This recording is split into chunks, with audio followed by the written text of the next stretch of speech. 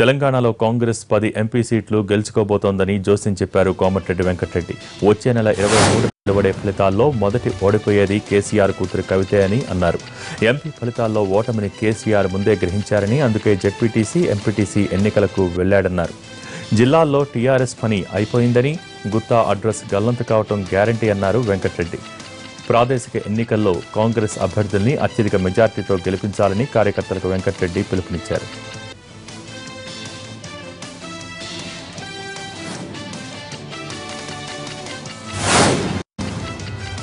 MLA గంట వెంకటరమణారెడ్డి తన ఆస్తుల్ని కాపాడుకునేందుకే టీఆర్ఎస్లో చేరారని ఆరోపించారు. భూపాలపల్లి నియోజకవర్గ ఇన్ఛార్జి కొండా మురళి దమ్ముంటే రాజీనామా చేసి మళ్లీ గెలవాలని సవాల్ విసిరారు. పార్టీ నుంచి షోకాస్ నోటీసులు రాకముందే ఎమ్మెల్యే పదవికి గంట రాజీనామా చేయాలని డిమాండ్ చేశారు. కాంగ్రెస్ కార్యకర్తలు ఎవరూ అధైర్యపడాల్సిన పనిలేదని, అందరినీ కాపాడుకుంటామని అన్నారు కొండా. స్థానిక సంస్థల ఎన్నికల్లో కాంగ్రెస్ అభ్యర్థుల్ని గెలిపించుకోవాలని పిలుపునిచ్చారు.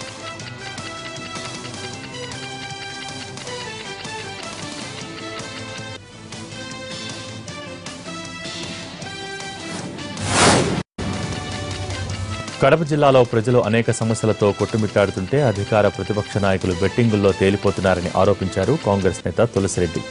నీటి సమస్య తీవ్రంగా ఉందని, పానిపట్టు యుద్ధాలు జరిగే అవకాశం ఉందని ఆందోళన వ్యక్తం చేశారు. ప్రజల కష్టాలు టీడీపీ, వైసీపీలకు పట్టడం లేదన్నారు. అన్ని విడతల్లో ఎన్నికలు పూర్తయ్యాక దేశ ప్రజలపై మోడీ పెట్రోబాంబ్ పేల్చబోతున్నారని జోస్యం చెప్పారు. ప్రత్యేక హోదా, విభజన హామీలు నెరవేర్చే శక్తి టీడీపీ, వైసీపీలకు ఉందా అంటూ ప్రశ్నించారు. ఎన్నికల కోడ్ పేరుతో అధికారులు ప్రజా సమస్యలను పట్టించుకోవటం లేదన్నారు తులసిరెడ్డి.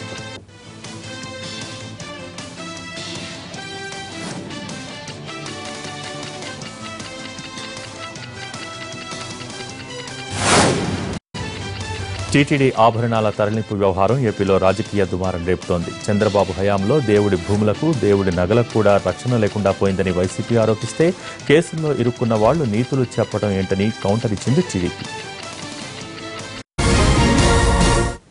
చంద్రబాబు నాయుడు హయాంలో ఈరోజు దేవాలయాల భూములే కాదు, దేవాలయాల ఆస్తులే కాదు, దేవుడికి సంబంధించినటువంటిది ప్రతి ఒక్కటి దోచుకునేటటువంటి పరిస్థితి ఈరోజు నెలకొని ఉంది అంటే ఆశ్చర్యపడాల్సినటువంటి అవసరం లేదు. 1381 కేజీల గోల్డ్ని అసలు ఎందుకు బయటకు వచ్చింది, ఎలా బయటకు వచ్చింది, ఎటువంటి కాగితాలు లేకుండా, సంబంధించినటువంటి పేపర్స్ లేకుండా వ్యాన్లోకి ఎలా చేరింది, ఎన్నికల సందర్భంగా ఇంత భారీ బంగారాన్ని ట్రాన్స్పోర్ట్ చేస్తున్నప్పుడు సంబంధిత టీటీడీ అధికారులు ఎందుకు ఆ కంపెనీ కావట్లేదు అన్నటువంటి సందేహాలన్నీ కూడా వస్తా ఉన్నాయి. విజయసాయి రెడ్డి గారికి మధ్య ప్రేమించి ఏంటేంటో మాట్లాడతాడు.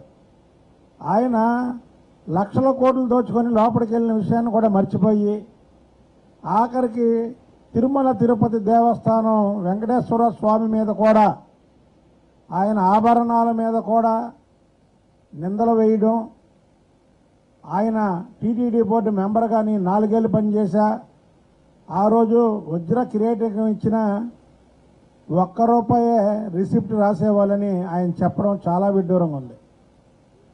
అంటే దీన్ని బట్టి ఏంటంటే ఆయన టీటీడీ మెంబర్గా ఉన్నప్పుడు వజ్ర కిరీటాలు ₹1 రాసినటువంటి వజ్ర కిరీటాలు, మరి ఆ వజ్ర కిరీటాలు ఈయన స్వాహా చేసుంటాడు. ఎందుకంటే ఎవరైతే స్వాహా చేస్తారో దొంగలో, ఏ విధంగా అయితే దోచుకుంటారో, ఏ విధంగా దొంగతనం చేస్తారో, వీళ్ళు చేసిన పనే ఎదుటి మనుషులు చేశారని వాళ్ళకు ఒక అనుమానం దహిస్తుంటది. ఇద్దరు చార్టర్డ్ అకౌంటెంట్ల మధ్య మాటల యుద్ధం నడుస్తోంది. ఒకరు ఇంకొకరిని బ్రోకర్ అంటూ ఎద్దేవా చేయగా, మరొకరు ఆర్థిక నేరగాడంటూ ఆయనపై విరుచుకుపడుతున్నారు. వాళ్ళిద్దరూ ఎవరో కాదు, వైసీపీ ఎంపీ విజయసాయిరెడ్డి, ప్రభుత్వ ఆర్థిక సలహాదారు కుటుంబరావు. ఒక అన్లిస్టెడ్ అంటే పబ్లిక్గా ట్రేడ్ అవ్వని కంపెనీ జగతి పబ్లికేషన్స్లో ₹350 ప్రీమియంతో షేర్లు కొంది. అంటే అర్థం చేసుకోవాల్సింది ఏంటి, విజయసాయి రెడ్డి గారి అంత ఫ్రాడ్యులెంట్ చార్టర్డ్ అకౌంటెంట్ ఇంకెవరన్నా ఉంటారా? ఈ విధంగా డబ్బులు సమీకరించారు క్విడ్ ప్రో కోలో అని చెప్పనగాక చెప్పింది సుప్రీంకోర్టు. వీళ్ళంతా ఒక ఆర్థిక ఉగ్రవాద కోవకి చెందిన వాళ్ళన్నట్టు ఇంప్రెషన్ ఇచ్చింది. అలాంటి ఆయన నన్ను స్టాక్ బ్రోకర్ ఫైనాన్సెస్ ఆర్గనైజ్ చేశాడు అని చెప్పేసి అని సంబోధిస్తారు. ఆయన కూడా ఒక చార్టెడ్ అకౌంటెంట్. చార్టెడ్ అకౌంటెంట్ అనే కదా అంటారు. స్టాక్ బ్రోకర్ అనే కదా అంటారు. లేకుంటే వేరే ఇంకేదైనా పేరు మీరు ఏదైనా నేనైనా మార్చగలమా? నేను స్టాక్ బ్రోకర్ అనే అన్నా. దాంట్లో తప్పేంటో నాకైతే ఇప్పటికీ అర్థం కావట్లేదు. స్టాక్ బ్రోకరే. ఆయన చార్టెడ్ అకౌంటెంటే, నేను చార్టెడ్ అకౌంటెంటే. ఆయన పొలిటీషియన్ని, నేను పొలిటీషియన్ని. నేను ఉన్నది వాస్తవాన్ని ఏదైతే వివరిస్తే ఆయన దాన్ని తప్పుగా అర్థం చేసుకుంటే అది ఆయన విజ్ఞతకే వదిలేస్తా ఉన్నాను. నాకైతే ఏం తప్పు అనిపించట్లేదు. నేను ఒక్కటే ఛాలెంజ్ ఇస్తున్నా విజయసాయి రెడ్డి గారికి. నువ్వు నిజంగా కడిగిన ఆనిముత్యంలాగా నువ్వు నీ నాయకుడు జగన్మోహన్ రెడ్డి బయటికి రావాలి అని అనుకుంటే కేసులు సాగదీయకుండా కోర్టుకి ఉత్తరం పెట్టండి. 3 నెలలు కానీ లేకపోతే పోనీ 6 నెలలు తీసుకోండి. 6 నెలల్లో మా కేసులన్నీ సాల్వ్ చేసేయండి. మేము ఒక అడ్జర్న్మెంట్ అడగం, మేము ఒక పోస్ట్పోన్మెంట్ అడగం. ట్రైల్కి తీసుకొచ్చి కంప్లీట్ చేయమని అడగమనండి. ఆ దమ్ము ధైర్యం చీవు నెత్తురు ఉందేమో. ఈ ఫ్రాడ్ కేసులు, పొలిటికల్లీ మోటివేటెడ్ కేసులు ఇవన్నీ మాట్లాడే బదులు 6 నెలల్లో తేల్చేసేమనండి. చెప్తున్నా, వెరీ ఫస్ట్ కేసులో కన్విక్షన్ వచ్చే మనిషి both Jaganmohan Reddy, Vijayasai Reddy. A1, A2 ఇద్దరు వెరీ ఫస్ట్ కేసులో జైలుకి వెళ్ళే కేసులు. మొట్టమొదటి నుంచి కూడా మేము ఒక్కటే చెప్తా ఉన్నాం. మేము ఏది చేసినా కూడా చట్ట పరిధిలో చేశాం. చట్టానికి వ్యతిరేకంగా చట్టాన్ని వైలేట్ చేస్తూ ఏ విధమైనటువంటి ఒక్క ట్రాన్సాక్షన్ కూడా నడపలేదు అన్నటువంటిది. కానీ చంద్రబాబు నాయుడు తన స్వార్థ రాజకీయ ప్రయోజనాల కోసంగా 1,00,00,000 కోట్లు అన్నటువంటి దుష్ప్రచారాన్ని కాంగ్రెస్ పార్టీ సహకారంతో చేయడం జరిగింది. మేము మొట్టమొదటి నుంచి ఒకటే, మేము చేసినవన్నీ కూడా ఏ యొక్క వాణిజ్య లావాదేవీలు మేము చేసుకున్నామో అవన్నీ కూడా చట్ట పరిధిలోనే చేశాం. తప్పకుండా ఈ కేసులన్నీ కూడా దొంగ కేసులే, బయటపడతాం అన్నటువంటి విషయం.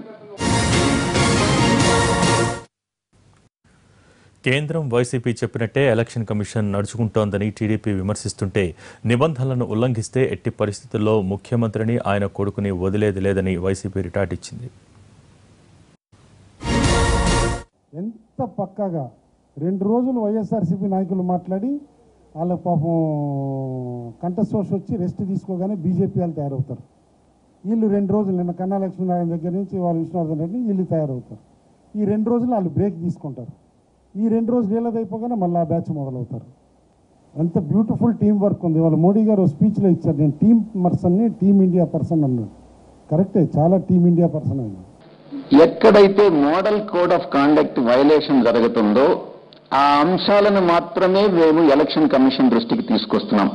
అంతేకాని ఎక్కడా కూడా కావాలని ఉద్దేశపూర్వకంగా ఎక్కడా ఆరోపణలు చేయలేదు. ఒక్క విషయాన్ని, ఈ ప్రజావేదికని పార్టీ రాజకీయ ప్రయోజనాల కోసం ఉపయోగించుకోవడం అన్నది మోడల్ కోడ్ ఆఫ్ కాండక్ట్కి వ్యతిరేకం. దాన్ని ఈసీ దృష్టికి తీసుకొచ్చాం. అలాగే భవిష్యత్తులో కూడా చంద్రబాబు నాయుడు కానీ ఆయన మంత్రివర్గ సహచరులు కానీ ఏ తప్పు చేసినా తప్పకుండా ఈసీ దృష్టికి తీసుకొస్తాం, కన్సర్న్ అథారిటీస్ దృష్టికి కూడా తీసుకెళ్తాం.